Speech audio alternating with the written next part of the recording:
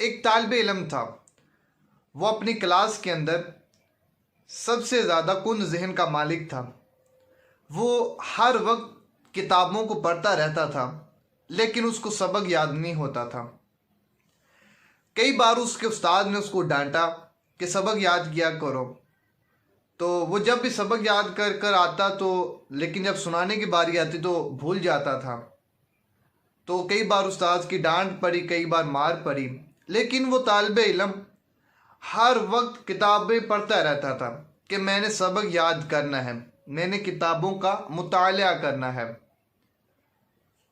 کئی دن گزر گئے لیکن وہ طالب علم کا یہی معمول رہا کہ وہ ہر وقت کتابیں پڑھتا رہتا لیکن اس کو سبق یاد نہ ہوتا۔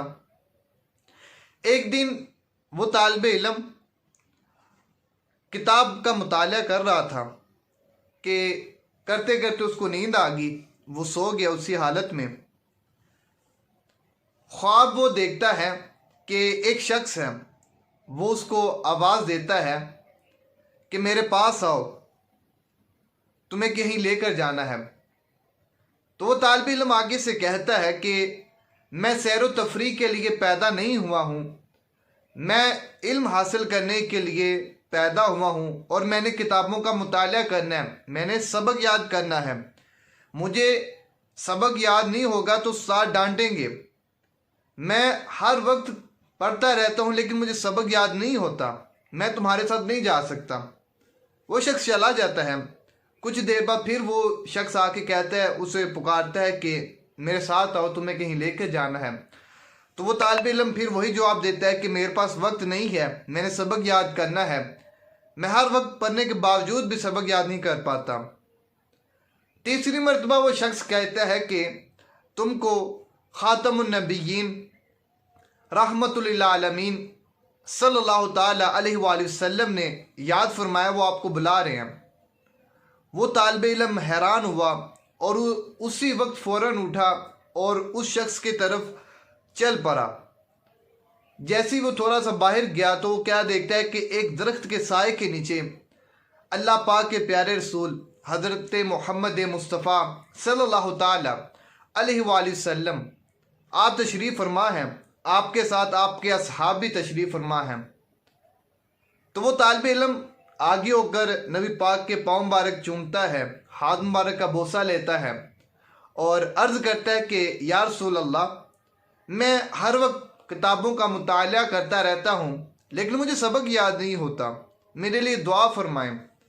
نبی پاک صلی اللہ تعالی علیہ وآلہ وسلم آپ اس کو ارشاد فرماتے ہیں، افتح فمکا، کہ تم اپنا منہ کھولو۔ وہ اپنا منہ کھولتا ہے تو نبی رحمت صلی اللہ تعالی علیہ وآلہ وسلم اپنا لعاب مبارک اس کے منہ میں ڈال دیتے ہیں اور اس کے لیے دعا فرماتے ہیں۔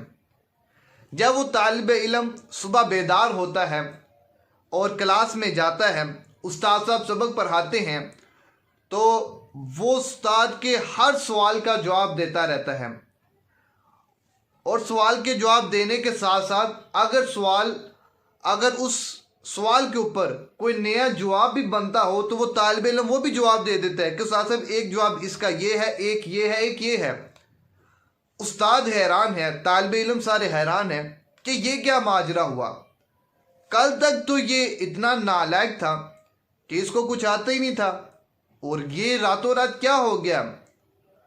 تو اس کے استاد محترم نے پوچھا کہ تمہیں کل تک تو کچھ آتا نہیں تھا، آج تمہیں کیا ہوا ہے؟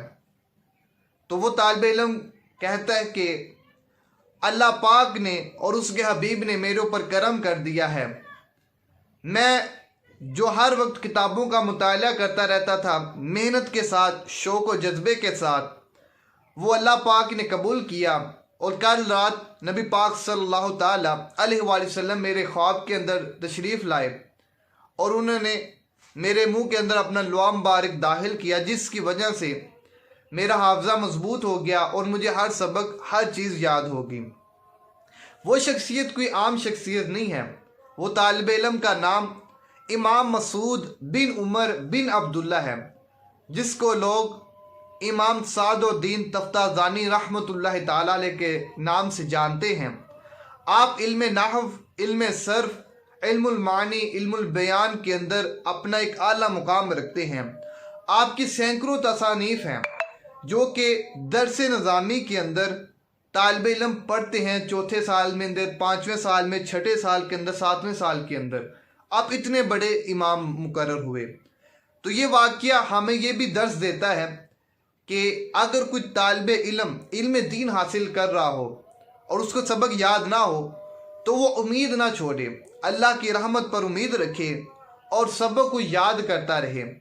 ایک دن نہ ایک دن اس کو اللہ پاک کے فضل سے یاد ہونا شروع ہو جائے گا۔ اور اللہ کی بارگاہ میں دعا کرتے رہا کرو کہ اللہ پاک ہم سب کو علم دین سیکھنے کی توفیق عطا فرمائے۔ آمین بجاہ النبی الامین وصلی اللہ تعالی علیہ وآلہ وسلم۔